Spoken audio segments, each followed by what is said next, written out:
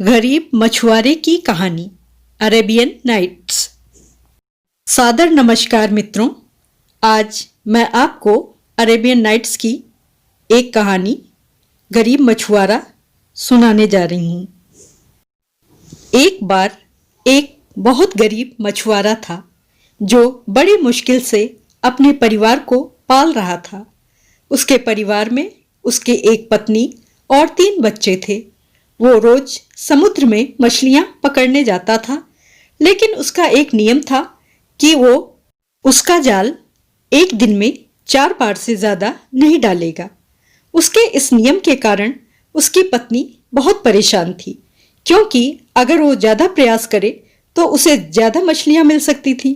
लेकिन वो आदमी अपने नियमों पर पक्का था और उसे ऊपर वाले पर पूरा विश्वास था कि वो उसे जरूर एक दिन धनवान बना देगा। रोज की तरह एक दिन वह जाल लेकर समुद्र के किनारे पहुंचा और अपना जाल फेंका।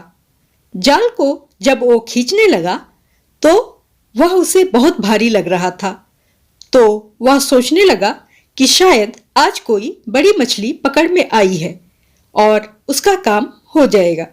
लेकिन जैसे ही वो जाल को तट पर लेकर आया, उसमें हड्डियों के कंकाल मिले और वो दुखी हो गया। अब उसने दूसरी बार फिर जाल फेंका और इस बार एक बक्सा आया जिसमें कचरा भरा हुआ था। अब वो अपनी किस्मत को दोष देने लगा। अब तीसरी बार उसने जाल फेंका और जाल में कंकड़ पत्थर आए और निराश होकर उसका जी मन ही मन में रोने लगा। अब उसके जाल डालने की आखिरी बारी थी और उसने ऊपर वाले का नाम लेते हुए जाल समुद्र में फेंक दिया। इस बार उसके जाल में एक पीतल की सुराही आई और वह थोड़ा खुश हुआ।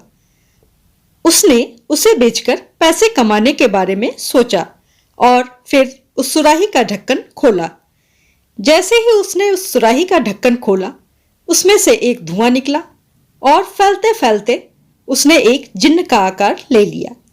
अब वो जिन्न सुराही से निकलते वक्त बोल रहा था, मुझे माफ कर दो, मैं आपकी नाफरमानी नहीं करूंगा।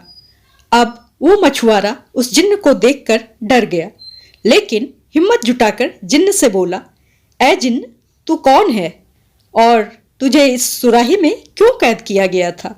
जिन्न बोला, तुम अदब से बात करो, नहीं तो मैं तुझे मार दूंगा। मछुआरा बोला, ऐ एहसान फरामोश जिन्न, मैंने तुझे आजाद किया और तुम मुझे ही मारोगे? क्या मेरी नेकी का यही बदला है? अब जिन्न बोला, मैं एक बहुत जालिम और मगरूर जिन्न हूं जो इंसानों को तकलीफ पहुंचाकर बहुत खुश हुआ करता था। मुझे हजरत मोहम्मद ने इंसानों पर जुल्म करने के लिए मना किया, लेकिन मैंने ताकत के गुरूर में इनकार कर दिया। तब उन्होंने मुझे इस सुराही में कैद कर दिया और दरिया में डुबो दिया। लेकिन अभी मुझ में कई जिन्नातों की ताकत आ गई है। अब वो मछुआरा बोला, ऐ ताकतवर जिन्न, मगर मुझ गरीब कंगाल और बदहाल इंसान को क्यों मारना चाहता है? अब जिन्न बोला, मैंने कसम खाई थी कि अगर कोई मेरे कैद के 100 सालों में मुझे निकाल देगा तो मैं उसे मालामाल कर दूंगा, बड़ी सल्तनत का बादशाह बना दूंगा, हर वक्त रूह बनकर उसके पास हाजिर रहूंगा और रोज उसकी 3 ख्वाहिशें पूरी करूंगा। लेकिन 100 बरसों में मुझे किसी ने नहीं निकाला और मुझे आदमजात इंसानों पर बहुत गुस्सा आया और मैंने फिर कसम खाई कि 100 साल बाद जो भी मुझे निकालेगा मैं उसे जान से मार दूंगा। तूने मुझे निकाला है, इसलिए मैं तुझे कत्ल कर दूंगा। अब तू मुझे बता कि तू किस प्रकार मरना चाहेगा, यह तेरी इच्छा पर निर्भर है। अब मछुआरे ने जिन्न से कहा, मरने से पहले मैं तुझसे एक सवाल का जवाब पूछना चाहता हूं।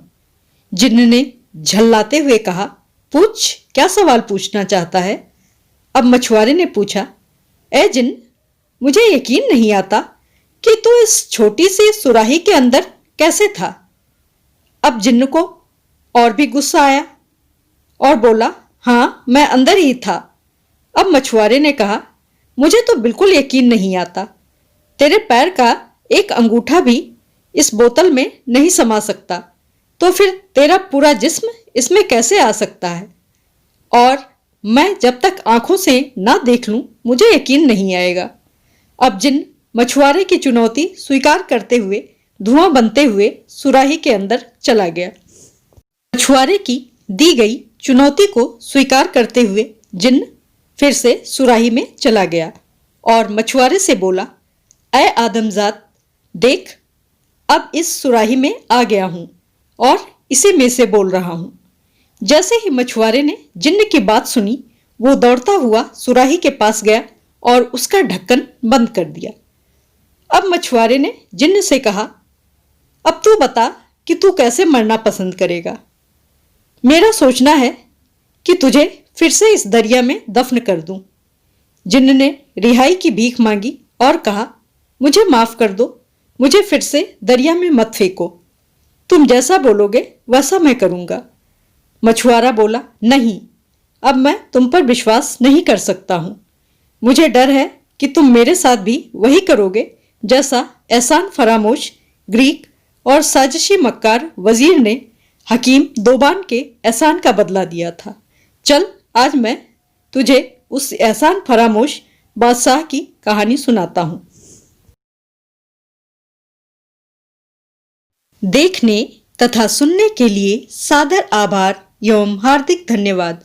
कृपया मेरे चैनल को सब्सक्राइब और वीडियो को लाइक, शेयर और कमेंट करना ना भूलें।